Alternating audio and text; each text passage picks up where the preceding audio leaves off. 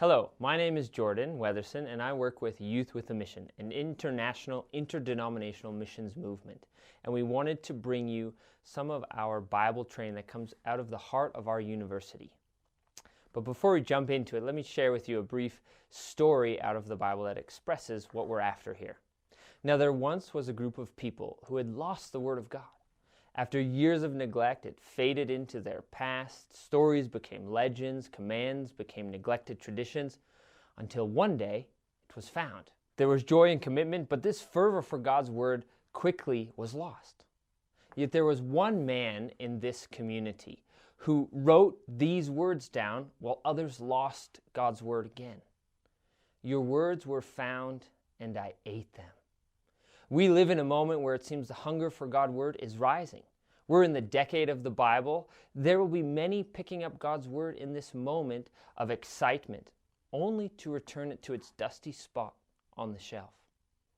I think one of the main reasons the body of Christ can so readily neglect the Bible is we open it, read it, don't get anything out of our reading. I've worked with countless young adults over the past 10 years of ministry, and repeatedly I hear them say, I read the Bible today, but I got nothing out of it. Or, I read the Bible, but God didn't speak anything to me. Our hope is that in this course, we will change this in your life. That as you refine the depth of God's Word in the coming sessions and moments of study, you don't just find the Word of God, but you eat it. You devour each and every word, and it becomes life to you. But let's pause and look at this phrase for a moment. I read the Bible today, but got nothing out of it. Let me paint an analogy for you. At full-grown adults, say me, for example, this morning I sat at my table, waited to be fed. If I sat there, not moving, just waiting, I would go hungry and perhaps remark, no one fed me this morning, or there was no breakfast today. The reality is that my fridge is full of food, there's muesli in the pantry, I just needed to prepare it. I needed to work with the ingredients.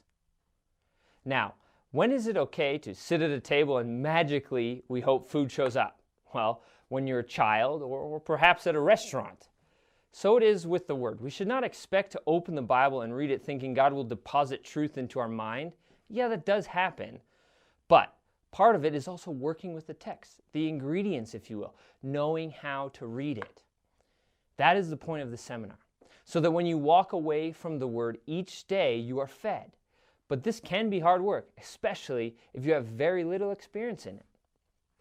To keep our analogy going, if you can't cook, it's pretty hard to feed yourself. Eating at a restaurant, for most of us, is out of pleasure, not out of need. But bear with me just for the sake of this example. When you go to a restaurant, the food doesn't magically show up on the plate, of course. You have to order it, and boom, it's there. You enjoy the meal, pay, and go home, but you don't get up the next day thinking to recreate that same meal for lunch. Why? Well, you don't know how. Nor did you imagine to return to the same restaurant day after day to order your food. Typically, that is not a very healthy option, nor sustainable. The chef didn't come out and walk you through the process of cooking the meal either. He cooked it for you. He didn't teach you how to cook. Now let's take this example and make it into an analogy for the life of the believer. Typically, our input for Bible study is served to us on Sunday. This can be like a restaurant sometimes. You show up, the waiter brings you the menu of the day, you eat, you get full, you go home. For most of us, it would be impossible to recreate that same meal at home in our daily devotional reading. So we wait until next Sunday to be served again. We all know this is not a healthy way to live. This seminar, in a way, will teach you how to cook from home, how to work with the ingredients, the text. To return to our example at the beginning, the man who ate the Word of God, what happened to him? The results were twofold. One, we read immediately after the phrase about eating God's Word, we read, your words became to me a joy and the delight of my heart. He could not put down the book like his fellow countrymen because it had become a joy to him and the delight of his heart. It's what he went to bed thinking about and what he woke up thinking about. The other effect was this man became a prophet to the nations. Now you might know who I'm talking about now. when his nation turned from God, he returned to God and tried to bring as many of his countrymen with him. As we learn in this seminar, it's not just about reading the Bible and eating it, consuming it. Our prayer and expectation is that it will become our heart's desire, and that as a result, we will have this burning fire within us to share God's word with our family, our neighbors, and our nations. Sounds a bit dramatic, doesn't it? Well, I encourage you to test it out. As you find your life consumed by the word of God, much can change in you and around you. So what does this look like? What are we going to do? The goal of this seminar is to help participants grasp a simple method of Bible study as well as a better perspective of the overall biblical narrative, so that they can be better equipped to engage with the Scriptures, see the depth of exploration that's possible, and the resulting transformation that comes from the study and application of God's Word. As I said, I serve with YWAM in Weimelzahn, Switzerland.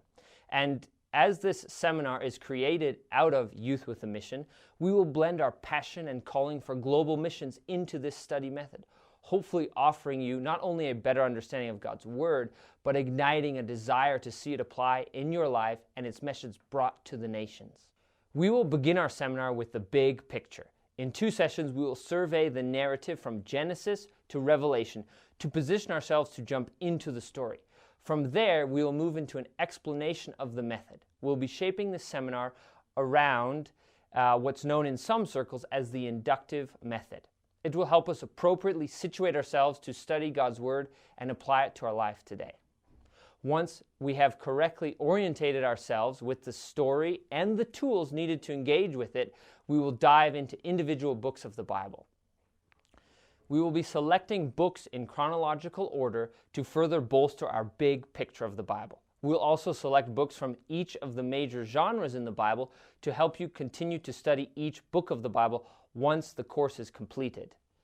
We will begin with 2 books from the Old Testament, Exodus and Jeremiah, then move into the New Testament, selecting large portions of Luke, Acts, and 2 letters, Colossians and Philemon. We will begin with one of the larger books of the Bible and conclude with one of the smallest.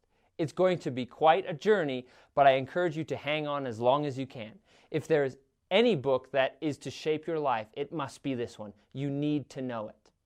This seminar lives on a few platforms, one of which will have our videos of each of the sessions that are all in sequence hosted on goingcourse.com. There is also an accompanying workbook that can be filled out as the course progresses, which you can submit at the end. Each topic has anywhere from 6 to 8 sessions with videos ranging between 20 to 30 minutes in length. This seminar is a registered online extension study course with YWAM's University of the Nations that can be completed for LCU credits from the University of the Nations. For further information regarding this, we refer you to the workbook. I hope this brief introduction leaves you with excitement for this course. We wanted to welcome you on this journey. Grab your Bible, get your workbook open, and let's get going.